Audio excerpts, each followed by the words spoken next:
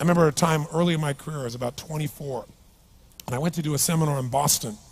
And in those days, a big seminar for me was like 125 people. And it was a 3-day seminar, and we worked around the clock, and people made such extraordinary changes in their life. And at the end of it, I was feeling so fulfilled. I was thinking, my God, I'm 24, maybe 25 at the time. And I am so happy because I have found my mission in life. I'm doing what I love. It's making a difference in people's lives. This is extraordinary. So we finished about midnight on the Sunday night. And around midnight, I'm still wound up, so I don't feel like going to bed. So I decided, okay, let me take a walk here, and I decided to go through Copley Square. If you've been through Copley Square, it's a pretty neat place. Because in Copley Square, you can look up and you can see buildings that were here before we were known as the United States, and beside them you see skyscrapers that are new. It's a pretty cool place. So I'm walking around midnight on Sunday night. There's nobody in Copley Square midnight on Sunday night. And I'm walking along, and I see this guy in the distance, and he's kind of stumbling back and forth between the gutter and the sidewalk. He's got a long trench coat on, his head's down like this, he's holding a brown bag, and I can start to smell him even before I get there, and I'm thinking, this guy is obviously drunk. And as I started to get closer, I thought, I bet he's going to beg me for some money. And sure enough, whatever you focus on life tends to happen, doesn't it? So sure enough, he gets real close to me, and I thought all of a sudden he wasn't going to do it, and all of a sudden he popped his head up. It was really weird. He went, "Mister!" He had this really bizarre looking sounding voice. He went, "Mister, could you loan me a quarter?" And I thought, do I want to reward this behavior? And then I thought, I don't want him to suffer. Do you have this dilemma sometimes? Like, I'm not here to judge. So years ago, I finally decided I always just give. Even if the person's pulling a scam, that's for them to deal with. If I have the ability, then I give. And so I thought, but could I teach him something? So I asked him a question back. I said, is that all you want is a quarter? So he goes, yeah, just one quarter. One quarter changed my whole life. One quarter. I said, really? He said, yeah, one quarter. So I reached in my pocket, and I pulled out my money clip. And in those days, I was very young, just starting to succeed. And my original mentor was a man named Jim Rohn. I don't know, how many have heard of Jim Rohn? Anybody? Yeah, he's a great guy. And Jim told me, he said, Tony, look, you've come from a poor background. You got a poor psychology. You got to change it. He said, you don't have any money, so pretend you do. He said, start training your brain, condition it. He said, go save all your money, get $300 bills, and put them on the outside of your money clip, even though you only have $5 in between them. So every time you put it out, you'll see that, you'll feel inspired, you'll feel better. He said, and you'll feel better, you'll do better. So I was like, okay. So I did. So I pulled my money clip, and sure enough, I got $300 bills in. I made sure he saw the bills. So I'm tearing through that, right? Looking in between there to see if I can find some change. But I made sure he saw it. Sure enough, he's looking at the $100 bills, checking it out. I find the quarter, I pull it out, take the money, put it in my pocket. I notice he's watching my hand going into the pocket. I took the quarter, and I looked at him, and I said, sir, life will pay any price you ask of it. And I gave him the quarter. And then something really interesting happened. He took the quarter. He looked at the quarter. He looked at me. He looked at my pocket. He looked back at the quarter, looked at me, looked at my pocket, looked at me again, looked at the quarter, looked at my pocket, looked back at me and said, you're weird. And then he shuffled on off like this, right? And I thought to myself, wow, what's the difference between him and me? I mean, I was 24, 25 at the time, doing what I love most, have my mission in life, and he's in his early 60s, drunk on the street begging for quarters. What's the difference? And I thought, well, maybe God's blessed me because I'm such a good person. I thought, oh, and he's such a bad person, that's such bull. And I thought, wow, maybe the answer to that question is what I just told him. Life will pay whatever price you ask of it. But you know what's interesting?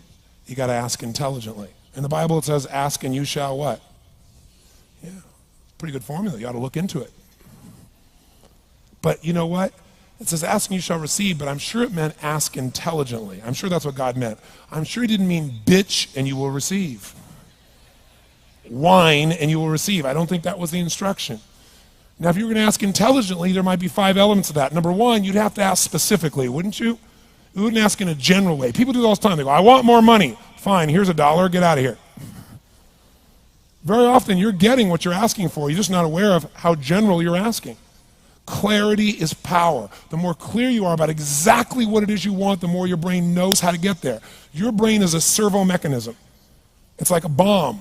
Those bombs, those missiles, they have a servo mechanism. So if the target moves, it knows what the target is, it follows it. Your brain, when you condition it, knows exactly what to go for and it'll find a way to get there. Did you ever buy a certain outfit or a certain car and suddenly see that car outfit everywhere? How many of you ever had that experience? Say, aye. How come that car outfit's everywhere? It always was everywhere, but now you notice it. And the reason is because there's a part of your brain called the reticular activating system, the RAS. That part of your brain determines what you notice and what you don't notice. Your brain spends most of its time trying to make sure you don't notice because you'll go crazy if you notice everything. But when you decide what's most important to you, your brain goes after it. Everyone I know who's successful builds what I call an RPM plan. An RPM is built on the metaphor that the way to get from where you are to where do you want to go to the fastest is you got to build power, like in a car, RPMs. And the R stands for they know the result they're after. They know what they want precisely. If you don't know exactly what you want or you let yourself get beyond that into something general, you're not going to achieve it. Clarity is power. You got to know the specific result you're after. What do you want? If you can't answer that question right now in your personal life, in your body, in your relationships, in your finances, in your spirituality, then you're not going to be as fulfilled as you want to be. Today we're going to have you answer one of those questions at least. The second part of it, you got to know P, why you're doing it. Because you know what? You may get a big goal. Somebody says, I want to make $1 billion. I want to bring peace to the earth. Why? Because as soon as you come up with a goal, all the obstacles show up. And unless you've got enough emotional drive to break through that, you're never going to discover what it really takes. So you got to get yourself past that. And the way to get past that is have enough reasons. Reasons come first, answers come second. This man did not know what he wanted. He did not have enough reasons. To ask intelligently, you got to ask specifically. To ask intelligently, you got to know why you want it, have enough drive to make it happen, enough juice to make it happen. If you don't have enough reasons, you will not make it happen. And the M is, what is your massive action plan? What is going to get you to actually fall through? Because the first plan's not going to work and the second plan's going to work, so you better have enough plans that if the first two don't work, you still got something else. Otherwise, you're going to be having excuses why it didn't work. So asking intelligently requires that. So if we're going to be extraordinary in our results, we've got to be in an extraordinary state. We've got to know what we want and we've got to go use it. My search led me to the study of the spiritual forces with which all of us are blessed. And it was in this field that I came upon a clue which has enabled me to help millions of people to find their earthly destinies. I want to describe my discovery in the simplest terms possible, because it will reveal to you why it is true that whatever the mind can conceive and believe, the mind can achieve, regardless of how many times you may have failed in the past or how lofty your aims and hopes may be. I caught my first fleeting glimpse of the profound law which provides the means by which we may choose our own purpose in life and attain it while I was being coached by Andrew Carnegie during the organization of the Science of Success philosophy. I had just finished telling Mr. Carnegie that I feared he had chosen the wrong person to give the world the first practical philosophy of personal success because of my youth, my lack of education, and my lack of finances. Well, at this point, Mr. Carnegie delivered a lecture that I shall never forget because it changed my entire life and paved the way for my helping to change the lives of millions of people, some of them not yet born. Let me call your attention to a great power which is under your control, said Mr. Carnegie. A power which is greater than poverty, greater than the lack of education, greater than all of your fears and superstitions combined. It is the power to take possession of your own mind and direct it to whatever ends you may desire. This profound power, Mr. Carnegie continued, is the gift of the Creator, and it must have been considered the greatest of all of his gifts to man, because it is the only thing over which man has the complete and unchallengeable right of control and direction. When you speak of your poverty and lack of education, Mr. Carnegie explained, you are simply directing your mind power to attract these undesirable circumstances, because it is true that whatever your mind feeds upon, your mind attracts to you. Now you see why it is important that you recognize that all success begins with definiteness of purpose, with a clear picture in your mind of precisely what you want from life. Then Mr. Carnegie continued his speech with a description of a great universal truth which made such an impact upon my mind that I began then and there to give myself a new outlook on life and set up for myself a goal so far above my previous achievements that it shocked my friends and relatives when they heard about it. Everyone, said Mr. Carnegie, comes to the earth plane blessed with the privilege of controlling his mind power and directing it to whatever ends he may choose. But, he continued, everyone brings over with him at birth the equivalent of 2 sealed envelopes, one of which is clearly labeled, the riches you may enjoy if you take possession of your own mind and direct it to ends of your own choice. And the other is labeled, the penalties you must pay if you neglect to take possession of your mind and direct it. And now let me reveal to you, said Mr. Carnegie, the contents of those 2 sealed envelopes. In the one labeled riches is this list of blessings. 1, sound health. 2, peace of mind. 3, a labor of love of your own choice. 4, freedom from fear and worry. 5, a positive mental attitude. 6, material riches of your own choice and quantity.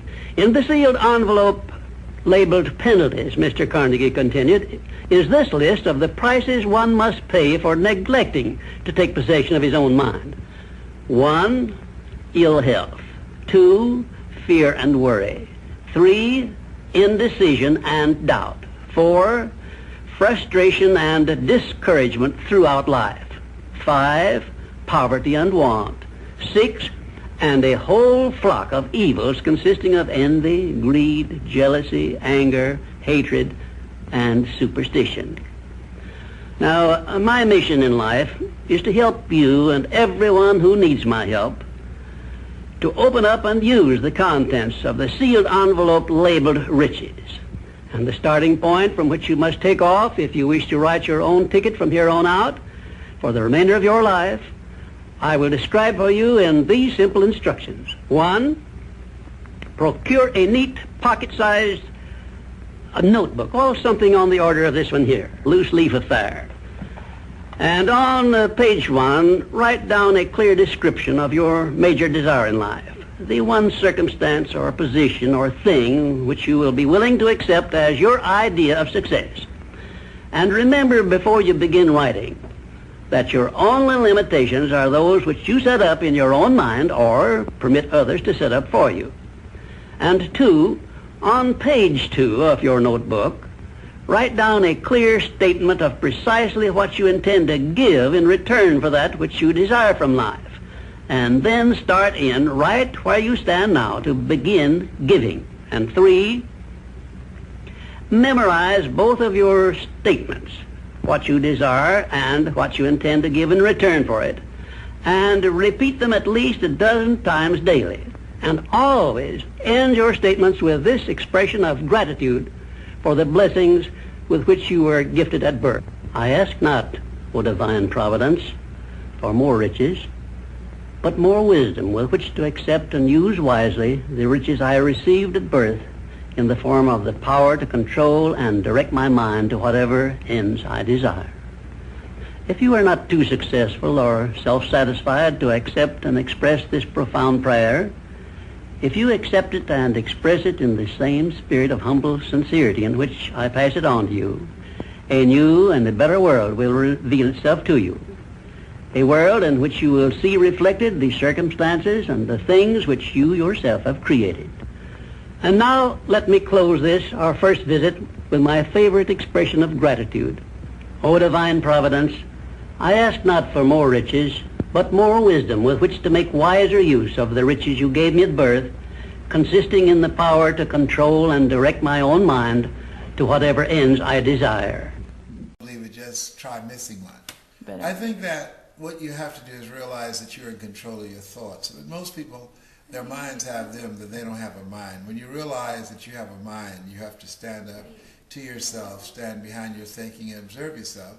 And if you are not feeling good, that means that you're entertaining some thoughts that are thoughts that will make you feel badly. And now you can do thought exchange. You can exchange those negative thoughts for positive thoughts. And by entertaining and focusing on those thoughts, you will feel better immediately. You always feel happy, Ismail? I don't feel good all the time, no. But I usually feel bad after I eat something that I'm not supposed to eat. I feel good while I'm eating it, and then for about 5 seconds I feel badly afterwards. And then I pick myself up. It said, I saw a skinny man get hit by a truck. Had he had just a little bit more cushion, he might have lived. When you're attracting money, what do you think the number one most important thing is? I think the law of attracting money comes into effect after you have put in the work. And work, I like to break it up in an acronym. W stands for the willingness to do whatever is required, like you're moving from where you live, from your family, and coming to Los Angeles in pursuit of your dream and creating a life that you envision. O stands for optimism. The only reason that a person will venture out to pursue their dream is there's a feeling within themselves that I can do this and I can have this. R means to reinvent yourself, because in order to do something you've never done, you've got to become someone you've never been. And K stands for kindred spirits. By joining up with Mariah and other like-minded people, you create a synergy that gives you momentum to achieve your dreams and be able to live a life for your passion and not a pension. Do you think we have to work? What if we don't like our job and our work? Do we have to do it anyway just because we want to get money? I think that work is what you do when you're doing something that you don't like and it's out of alignment with your purpose. You were not born to work for a living, but to live your making. When you're living your making, you're just having fun, so it's not work at all. What he teach basically that whatever we think, it's bring the right people to us, and we don't have to know how we're gonna make the money. But if we want to make the money, we'll make the money. It doesn't matter how. Part of it is what he's saying is true. You don't have to know how. That's not important. However, once you put in the work, work is the law of the universe. It creates a magnetism. When you put in the work, then you're doing what you can do, and God will do what you can't do. And that's when you begin to attract the people, the things, the resources, the money, and everything you need to bring it to the next level. Work is mandatory for producing a life that you envision for yourself. You cannot escape work. The secret to life is in your thinking. Number one is understand that we think, and the content of our thoughts determines the quality of our lives. When you change your content, when you exchange the thoughts that you now have for the thoughts that represent the life that you want to create, that thought exchange creates another thought, which is expanded awareness. And it now changes how you see things. When your awareness is expanded because of the quality of the new positive thoughts, the difference is that negative people will look at opportunities and all they will see will be the obstacles. But a positive person, the person with the positive content, they will look at obstacles and all they will see will be the opportunities. You become what you think about and act upon most of the time. You cannot think about becoming the world's greatest pianist and not touch a piano. If you work at it and you practice and get good coaching, you can become the world's greatest pianist. But you just can't think and visualize yourself playing the piano every day and not take any lessons and not get any coaching and expect to attract the world championship of becoming the world's greatest pianist. That's not possible. So you can attract situations with your thoughts, but when the situations come to you, you're saying you have to take action on them. No, I'm saying that you attract conditions in your life that you repeatedly engage in activity and actions that produce the conditions. Right. Now, do you think money has too much negative energy and emotions, and that's why a lot of people say they don't have money in their life? I think that money just is. It is neither good nor bad, but thinking makes it so, as Shakespeare would say.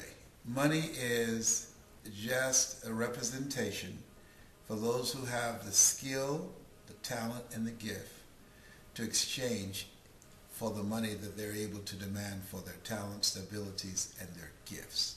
Money just is. It's a tool that's being used by people. So for people that have this really negative mindset and they're always thinking bad thoughts, what's a good way to shift from those negative thoughts to become a positive person? Where do they begin? By exposing themselves to, one, audio programs that can retrain their thinking. You know, the way that we know our name is somebody called us that repeatedly. So listening to positive messages over and over again, that begins to train our thinking. And two, by reading things that will begin to replace the thinking that we now have.